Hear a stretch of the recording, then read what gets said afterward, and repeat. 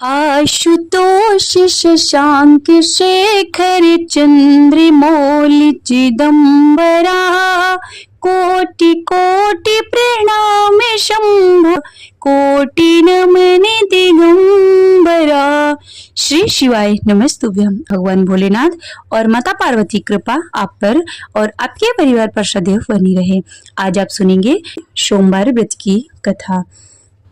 Video पसंद आए तो लाइक कीजिएगा और चैनल में अभी नए हैं तो प्लीज चैनल को सब्सक्राइब कीजिएगा और कमेंट में हर हर महादेव लिखिएगा। आइए शुरू करते हैं सोमवार व्रत कथा।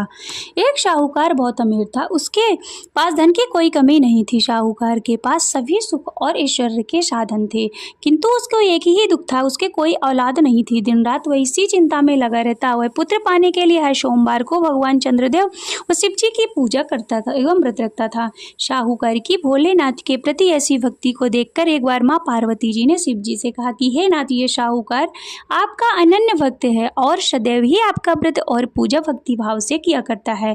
आप कृपा करके इसकी मनोकामना को पूर्ण कर दे। पार्वती जी के ऐसे वचन को सुनकर भोलेनाथ ने माँ गौरी से कहा कि पार्वती, यह संसार एक कर्म क्षेत्र है। यहाँ जो भी जैसा कार्य करेगा उसे वैसा ही फल मिलता है, अर्थात जैसे कार्य मनुष्य करता है वैसा ही परिणाम भोगता है। किंतु माता पार्वती आग्रह पूर्वक बोली कि हे महादेव, यह आपका अनन्य भक्त है, यदि इसको कोई भी दुख है तो आपको इसे अवश्य दूर करना चाहिए। यदि आप अपने भक्तों की मनोकामनाएं पूर्ण नहीं करेंगे तो क्यों मनुष्य आपकी भक्ति और सेवा करेंगे। पार्वती जी के इस आग्रह को सुनकर शिव जी ने कहा कि हे शिवे, इस साहूकार के कोई पुत्र नहीं है, इसी कारण से यह दिन रात चिंतित रहता है। इसके भाग्य में संतान न होने पर भी मैं इसे पुत्र की प्राप्ति के लिए वरदान देता हूँ, किंतु इसका पुत्र केवल 12 वर्ष तक ही जीवित रह सकता है, इसके बाद वह मर जाएगा। इससे अधिक मैं इस साहूकार के लिए कुछ नहीं कर सकता। ये सब बातें साहूकार सुन रहा था। उसे ये सारी बातें सुनकर न तो कोई खुशी हुई और न ही कोई दुख हुआ। पूर्ववत शिव की पूजा व व्रत करता रहा। कुछ समय पश्चात साहूकार की पत्नी गर्भवती हो गई और 10वें महीने उसके एक सुंदरी पुत्र को जन्म दिया। साहूकार के घर में बहुत ही खुशियां मनाई गई, किंतु साहूकार ने अपने पुत्र को 12 वर्ष की उम्र जानकर कोई खुशी प्रकट नहीं की। इस संबंध में किसी को भी भेद नहीं बताया। वह बालक धीरे धीरे बड़ा होने लगा। वह बालक 11 वर्ष का हो गया तो बालक की माता ने साहूकार से उसके विवाह के लिए कहा, किंतु साहूकार ने कहा कि मैं इसे काशी जी पढ़ने भेजूंगा। साहूकार ने अपने साले को बुलाकर कहा कि तुम इस बालक को काशी पढ़ाने ले जाओ और इसे विधिवत शिक्षा ग्रहण कराओ। साहूकार ने उसको बहुत सा धन देकर कहा कि रास्ते में जहाँ कहीं भी ठहरो वहाँ यज्ञ और ब्राह्मणों को भोजन कराते जाना। इस प्रकार वह दोनों मामा भांजे रास्ते में यज्ञ करते, दान देते और ब्राह्मणों को भोजन कराते जा रहे थे। रास्ते में एक शहर पड़ा। उस शहर में राजा की कन्या का विवाह था। एक अन्य राजा का लड़का बारात लेकर आया था, लेकिन वह एक आंख से काना था। लड़के के पिता को इस बात की चिंता थी कि वर को देखकर कन्या के माता पिता विवाह में किसी प्रकार की अड़चन ना डालें। इसी कारण जब उन्होंने साहूकार के अति सुंदर बेटे को देखा तो उसके मन में विचार आया कि क्यों ना इस लड़के से विवाह का कार्य पूर्ण करा लिया जाए। वह विचार कर उसने लड़के और उसके मामा से कहा कि यदि आप फेरे व कन्यादान का कार्य पूर्ण करा देंगे तो आपकी बड़ी कृपा होगी, हम आपको बहुत सारा धन देंगे। साहूकार के लड़के और उसके मामा ने इस बात को स्वीकार कर लिया। विवाह का काम भली प्रकार से पूरा हो गया। जब वह लड़का जाने लगा तो उसने चुपके से राजकुमारी की चुन्नी पर लिख दिया कि तेरा विवाह मेरे साथ हुआ है, लेकिन उसके साथ तुम्हें भेजा जाएगा। वह एक आंख से काना है। मैं काशी जा रहा हूँ। राजकुमारी ने यह जब इस प्रकार लिखा पाया तो उसने काने राजकुमार के साथ विवाह करने से इनकार कर दिया और कहा कि यह मेरा पति नहीं है, मेरा विवाह जिसके साथ हुआ है वह काशी जी गया है।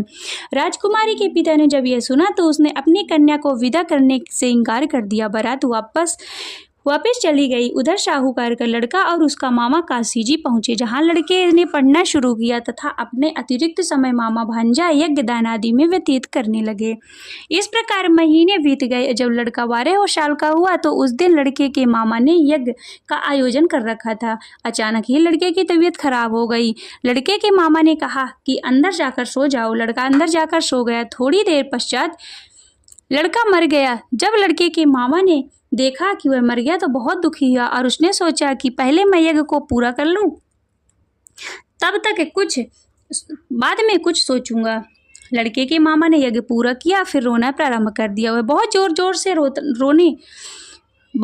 से रो रहा था। संयोगवश शिवजी और पार्वती उधर से जा रहे थे। पार्वती जी ने भगवान भोलेनाथ से कहा कि हे नाथ, कोई दुखी व्यक्ति रो रहा है, उसके कष्टों को दूर कर दो। जब शिवजी और पार्वती जी वहां पहुंचे तो उन्होंने देखा कि वह एक लड़का मरा हुआ है। तब पार्वती ने देखते ही लड़के को पहचान लिया और पार्वती जी ने लड़के के मरने का कारण पूछा तो भोलेनाथ ने बताया कि हे गौरी, इस लड़के की आयु इतनी ही थी, ये अपनी आयु पूरी कर चुका है। तब पार्वती जी ने विनम्रता पूर्वक कहा कि महाराज, कृपा करके आप इस लड़के को जीवित कर दीजिए, नहीं तो इसके माता पिता इसके वियोग में तड़प तड़प कर अपनी प्राण को त्याग देंगे। माता पार्वती की बात सुनकर शिवजी ने लड़के को पुनः जीवित कर दिया। शिवजी की कृपा से लड़का जीवित हो गया। शिव शंकर व पार्वती जी धाम को चले गए। शिक्षा पूरी होने पर लड़का और उसका मामा पहले से की तरह यज्ञ करते हुए ब्राह्मणों को भोजन तथा दक्षिणा देते हुए अपने घर की ओर चल दिए। रास्ते में दोनों उसी शहर में आए जहां पर उस लड़के की शादी हुई थी। वहां पहुंचकर दोनों ने यज्ञ करना प्रारंभ कर दिया शुरू किया। जब वे दोनों यज्ञ कर रहे थे तो उस लड़के के ससुर यानी वहां के राजा ने, जो इधर के से घोड़े पर बैठकर अपने सेवकों के साथ जा रहे थे, उसने लड़के को पहचान लिया।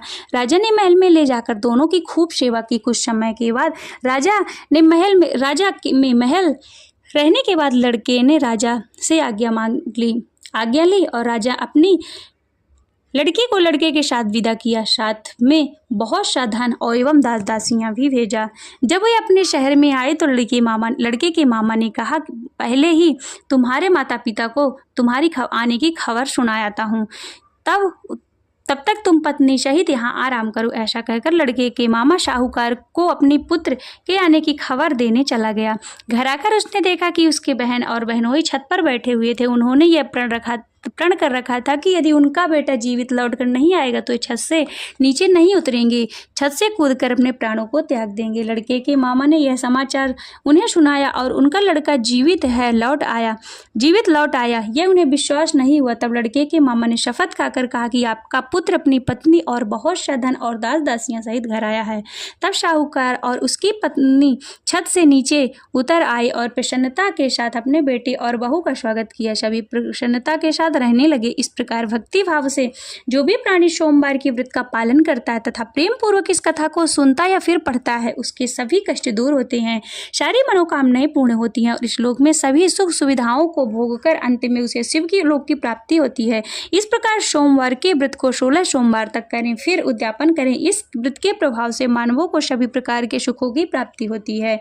इस व्रत के बारे में कहा गया है कि ग्रहणादि में जप, ध्यान, हवन, उपासना, दान आदि सत्कार करने से जो फल मिलता है वही फल सोमवार के व्रत से मिलता है। श्रावण में केदारनाथ व ब्रह्मा कमल से पूजन, दर्शन, अर्चन तथा केदार क्षेत्र में निवास का विशेष महत्व है। इसे भगवान शंकर की प्रसन्नता और शिव की कृपा प्राप्त होती है। श्री शिवाय नमस्तुभ्यम। श्री शिव चालीसा। जय गणेश गिरिजा शुभम मंगल मूल सुजान, कहते अयोध्या दास तुम दियो भय वरदान। जय गिरिजापति दीन दयाला, सदा करत संतन प्रतिपाला। भाल चंद्रमा शोभत के कानन, कुंडल नाग फनी के अंग गौर शिर गंगे बहाए। मुंड माल तन छारी लगाए, वस्त्र खाल वाघांबर सोहे। छवि को देखे नाग मुनि मोहे, मैन मातु को हवे दुलारी। वाम अंग सोहत छवि न्यारी, कर त्रिशूल सोहत छवि भारी। करत सदा शत्रु क्षयकारी, नंदी गणेश सोहित कैसे। सागर मध्य कमल है जैसे, कार्तिक श्याम और गणराओ। यह छवि को गई जाति न काओ। देवन जब वहीं जाए पुकारा, तब वहीं दुख प्रभु आप निवारा। कियो उपद्र के तार की भारी, देवन सब मिल तुम्हें जुआरी। तुरत सड़ा जन आप पटायो, लौनी में महेश महामारी गिरायो, आप जलंधर असुर संहारा, सुयश तुम्हारी विधि से संसारा। तो त्रिपुरासुर संयुद्धि मचाई, सब ही कृपा कर लीनी बचाई। किया तब ही भागीरथी भारी, पूर्व प्रतिज्ञाता सुपुरारी। दानी निमह तुम्हें सब को नाही, सेवक स्तुति करहु सदाही। वेद मोह महिमा तव गाई, अकथे अनादि वेद नहीं पाई। प्रकटे उदधि मथन कृते ज्वाला, जर त्रिशुरासुर भये बिहाला। कीन्हि दया तह करी सहाय, नीलकंठ तव नाम कहाय। पूजन रामचंद्र जब कीन्हा, जेत कलंक विभीषण दीन्हा। सहज कमल में हो रही धारी, कीन्ह परीक्षा तव ही पुरारी। एक कमल प्रभु राख्यो, गोए कमल नयन पूजन जहाँ सोई। कठिन भक्ति देखे प्रभु शंकर, भये प्रसन्न दिए एक छितिवर। जय जय अनंत अविनाशी, करति सदा कृपा सबके घटवासी। दुष्ट सकल नित्य मोहि सतावे, भ्रमत रहे मोहि चैन न आवे। त्राहि त्राहि मैं नाथ पुकारो, यही अवसर मोहि आने उबारो। ले त्रिशूल शत्रुन को मारो, संकट ते मोहि आने उबारो। माता पिता भ्राता सब कोई, संकट में पूछत नहीं कोई। स्वामी ये कहे आश तुम्हारी, आय करहु मम संकट भारी। धन निर्धन को देते सदा ही, जो कोई जाचे सो फल पाही। स्तुति कहीं विधि करो तुम्हारी, क्षमा हो नाथ अब चूक हमारी। योगी यति मुनि ध्यान लगावे, नारद शारद शीश नवावे। नमो नमो जय नमः शिवाय, सुर ब्रह्मादि के पारी न पाए। जो ये पाठ करे मन लाए, तापरि होती शंभु सहाय। रनिया जो कोई हो अधिकारी, पाठ करे सो पावन निहारी। पुत्रहीन इच्छा कर जोई, निश्चय शिव प्रसाद तई होई। पंडित त्रयोदशी को लावे, ध्यान पूर्वक होम लगावे। त्रयोदशी व्रत करे हमेशा, ताके तन नहीं रही कलेशा। धूप दीप नैवेद चढ़ावे, शंकर सम्मुख पाठ सुनावे। जन्म जन्म के पाप नशावे, अंतवास शिवपुर में पावे। कहो अयोध्या दास तुम्हारी, जान सकल दुख हरहूं हमारी। नित्य नेम कर प्रात ही, पाठ करो 40। तुम मेरी मनोकामना, पूर्ण करो जगदीश। मंगसर छठ है मंदिर तो, संवत 64 आन। स्तुति 40 शिव ही, पूर्ण की कल्याण। शिव समान दाता नहीं, विपत्ति विदारण हार। लज्जा मेरे राखियो, नंदी के यशवार। एक घड़ी आधी में कुछ और। तुलसी संगत साधु के, कटहि कोटि अपराध। तुलसी संगत साधु के, कटहि कोटि अपराध। ओम जय शिव ओंकारा, बोले हरि शिव ओंकारा। ब्रह्मा विष्णु सदा शिव, ब्रह्मा विष्णु सदा शिव। अर्धांगी धारा, ओम हरि हरि हरि महादेव। एकानन चतुरानन पंचानन राजे, बोले पंचानन राजे। हंसासन गरुड़ासन, हंसासन गरुड़ासन।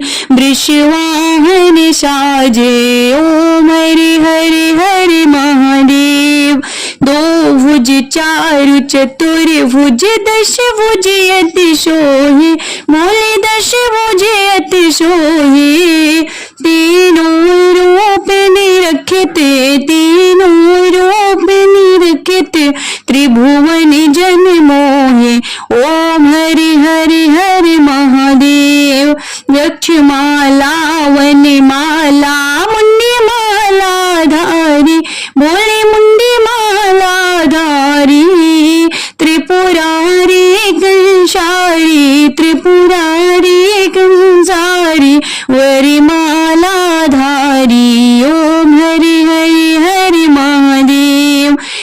श्वेतांबरी पीतांबरी माघांबरी अंगे बोले बाघांबरी अंगे शनकादिक ब्रह्मादिक शनकादिक ब्रह्मादिक भूतादिक संगे ओम हरि हरि हरि महादेव करि में श्रेष्ठ कमंडल चक्र त्रिशूल धरिता भोले चक्र त्रिशूल धरिता जग करता जग हरिता जग करता जग हरिता जग पालन करता ओम हरि हरि हरि महादेव ब्रह्मा विष्णु सदा शिव जानते अविवेका भोले जानते अविवेका प्रणवाक्षर के मध्य प्रणवाक्षर के मध्य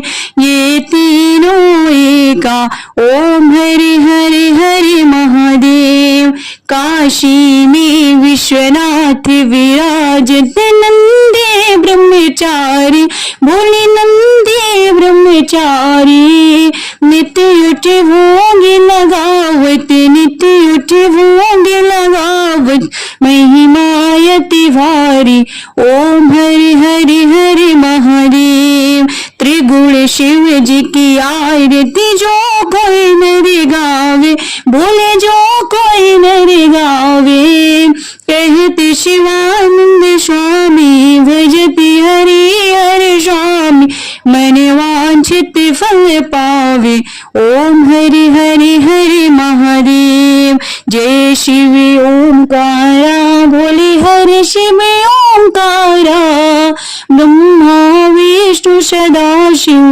ब्रह्मा विष्णु सदाशिव अर्धांगी धारा ओम हरि हरि हरि महादेव ओम हरि हरि हरि महादेव ओम हरि हरि हरि महादेव नमः पार्वती पते हर हर महादेव।